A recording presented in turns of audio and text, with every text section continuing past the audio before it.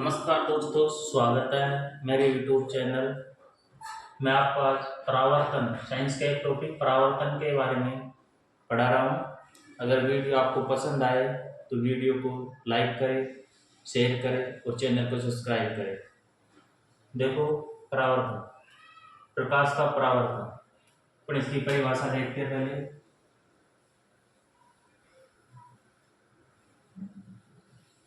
परिभाषा: जब कोई प्रकाश की किरण किसी चमकीली सतह से टकरा करके पुनः उसी माध्यम में लौट आती है, इस घटना को हम प्रकाश का परावर्तन कहते हैं। देखो, जब प्रकाश की किरण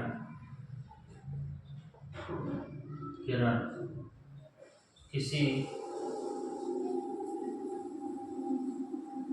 चमकीली सतह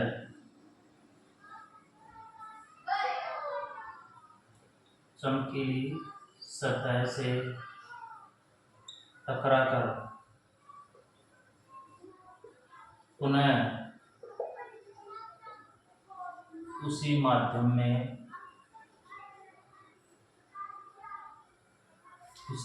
में लौट आती है,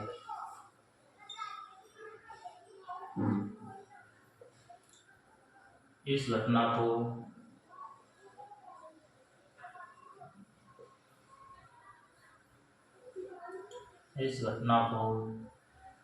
प्रकाश का परावर्तन कहते हैं। देखो, जब प्रकाश की किरण किसी चमकीली सतह, जैसे मान लो कोई कांच है या फिर कोई चमकीली सतह है, उस पृष्ठ से टकरा करके वापस उसी माध्यम में लौट आती है, तो इस घटना को हम प्रकाश का परावर्तन कहते हैं। चमकीला पृष्ठ कोई भी हो सकता है, उस जगह पे कांच हो सकता है या फिर कोई भी चमकीला पृष्ठ हो सकता है। देखो, हम इसको थोड़ा चित्र या डायग्राम से समझते हैं। जैसे मान लो ये कोई चमकीली सतह है, इसके नीचे अपन ने पॉलिश कर रखी है, पॉलिश हो रखी है इसके नीचे। जैसे अपना दर्पण होता है, कांच होता है जिसमें आप फेस देखते हो, मुंह देखते हो, तो वो दर्पण होता है, उसके दूसरी तरफ सिल्वर ऑक्साइड की या फिर जिंक की या फिर किसी उसकी इस तरह से लेप किया होता है ताकि वो पृष्ठ है ना परावर्तक का अच्छा काम करे। वैसे चांदी होती है ना, वो चांदी कांच होता है, ये अच्छे परावर्तक होते हैं। तो जैसे कोई प्रकाश की किरण यहाँ से आ रही है, यहाँ टकराएगी, इसको बोलेंगे अपन परावर्तक बिंदु, और यहाँ से टकरा करके वापस इसी माध्यम में, ऊपर वाला माध्यम है, इस सतह से ऊपर जो भी माध्यम है उसी में टकरा करके उसी माध्यम में वापस लौट जाती है। ये बीच में अपने क्या होता है, इसको बोलते हैं अपन अभिलंब। क्या बोलते हैं? अभिलंब। इसको बोलेंगे अपन अभिलंब, इसको बोलेंगे अपन आपतित किरण, इसको बोलेंगे अपन परावर्तित किरण। परावर्तित किरण ये होती है अपने आपतित किरण। आपतित किरण जब किसी चमकीली सतह से टकराएगी और पुनः उसी माध्यम में लौट जाएगी, इस घटना को हम बोलेंगे प्रकाश का परावर्तन। अब देखो, आपतित किरण और ये अभिलंब है, इसके मध्य में जो कोण बनेगा उसको बोलेंगे अपन आपतन कोण। क्या बोलेंगे? आपतन कोण। आपतन कोण बोलेंगे, जिसको अपन आई से रिप्रेजेंट करते हैं। दूसरा, जो वस्तु से टकरा करके जो किरण लौटेगी उसको बोलेंगे परावर्तित किरण, और परावर्तित किरण और इस अभिलंब के मध्य में जो कोण बनेगा उसको बोलेंगे अपन परावर्तन कोण आर। इसको बोलेंगे अपन परावर्तन कोण, इसको आर से रिप्रेजेंट करते हैं। अब देखो, परावर्तन में क्या होता है, आपतन कोण और परावर्तन कोण का मान बराबर होता है। क्या होता है कि आपतन कोण आई तो परावर्तन कोण आर का मान बराबर होता है।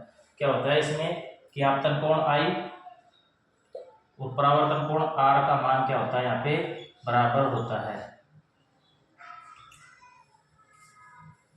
दूसरी अपन बात करें तो परावर्तन के दो नियम होते हैं। परावर्तन के नियमों की अपन बात करें तो देखो,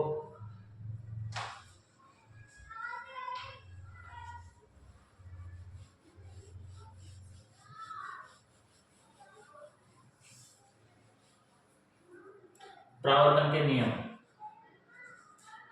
पहला नियम तो ये होता है कि परावर्तन में जो आपतित किरण है, आपतित किरण, परावर्तित किरण, परावर्तित किरण तथा अभिलंब, अभिलंब तीनों एक ही तल में स्थित होते हैं। एक ही तल बोल दो आप इसको, एक ही बिंदु बोल दो, एक ही तल में स्थित होते हैं,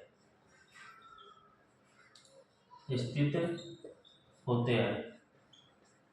दूसरा नियम, आपतन कोण, आपतन कोण I तथा परावर्तन कोण, परावर्तन कोण R का मान बराबर होता है।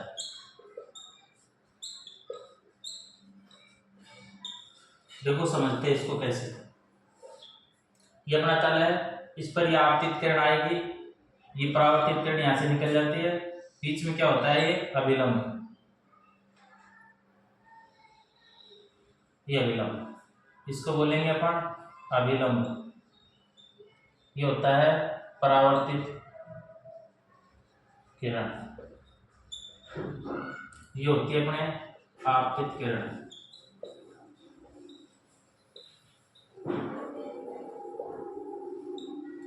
ये परावर्तन के पश्चात यहां से निकल रही है, इसको बोलेंगे परावर्तित किरण।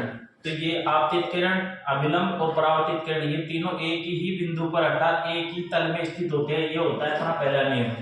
दूसरा नियम मैंने बताया आपको, आपतन कोण ये I और ये कोण R।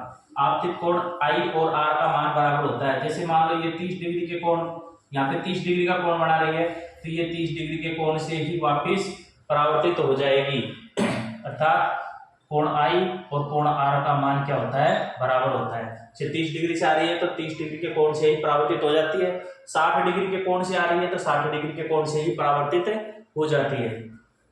ये होता है परावर्तन का दूसरा नियम। अब हम बात करें कि जैसे आपतित किरण यहाँ से आ रही है तो उसमें क्या क्या चेंजेस होता है उसके बारे में बात करते हैं। तो जैसे परावर्तन में स्टार लगा के लिखता हूं मैं, जो आपतन के बाद, परावर्तन के बाद में,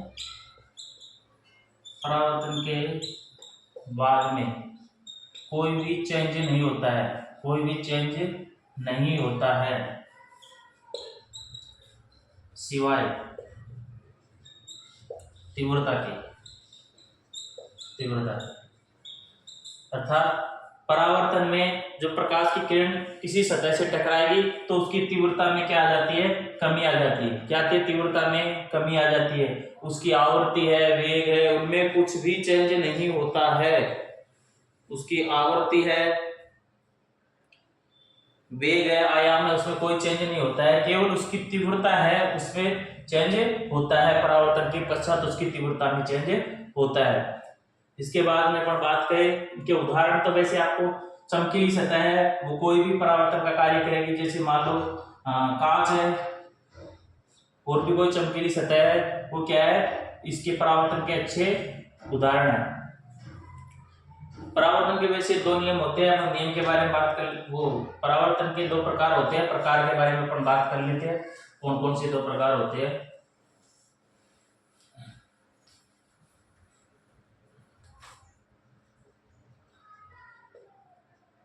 परावर्तन के प्रकार, पहला होता है इसका नियमित परावर्तन, नियमित परावर्तन। नियमित परावर्तन की अपन बात करें तो ये क्या होता है, जो चमकीली चिकनी सतह होती है अर्थात समतल सतह से टकरा करके प्रकाश, जैसे मान लो ये प्रकाश की किरण आ रही है, यहाँ से टकराएगी तो यह यहाँ निकल जाएगी, दूसरी किरण यहाँ से आ रही है, ये टकराएगी तो इसके समांतर निकल जाएगी, तीसरी किरण यहाँ आ रही है, इसके टकरा करके इसके समांतर यहाँ निकल जाएगी। तो ये आपतित किरण क्या है, समांतर निकल जाती है, किसी वस्तु से टकरा करके वापस वस्तु के उसके आपतित किरण समांतर आ रही है तो परावर्तित किरण भी समांतर ही निकल जाती है। इसको बोलते हैं अपन नियमित परावर्तन। कौन सा परावर्तन, नियमित परावर्तन। दूसरा होता है ये चमकीली और खुरदरी चमकीली और चिकनी सतह होती है, उस पर ही नियमित परावर्तन का नियम लागू होता है। दूसरा होता है विस्तृत परावर्तन या अनियमित परावर्तन। इसको बोलते हैं अपन विस्तृत या अनियमित परावर्तन। अनियमित परावर्तन, इसमें क्या होता है कि खुरदरी सतह होती है, इस तरह से खुरदरी सतह होती है, प्रकाश की किरण आती है, टकरा करके कोई इधर चले जाती है, कोई इधर चले जाती है,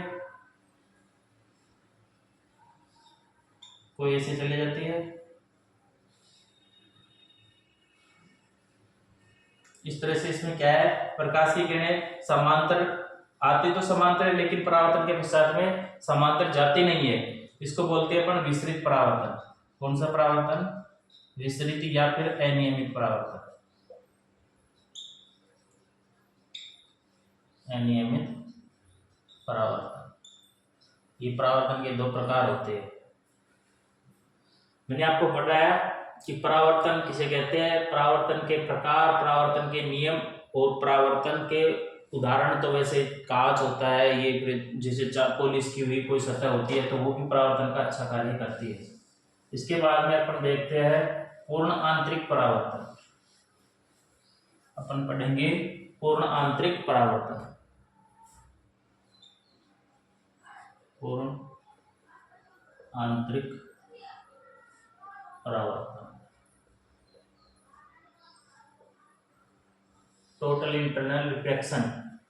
पूर्ण आंतरिक परावर्तन, देखो पूर्ण आंतरिक परावर्तन में क्या होता है कि जब कोई प्रकाश की किरण सघन माध्यम से विरल माध्यम में प्रवेश करेगी। मैंने आपको कल अपवर्तन में पढ़ाया था कि कोई प्रकाश की किरण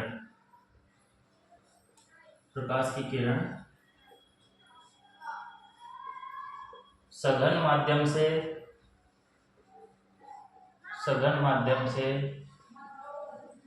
विरल माध्यम में प्रवेश करेगी,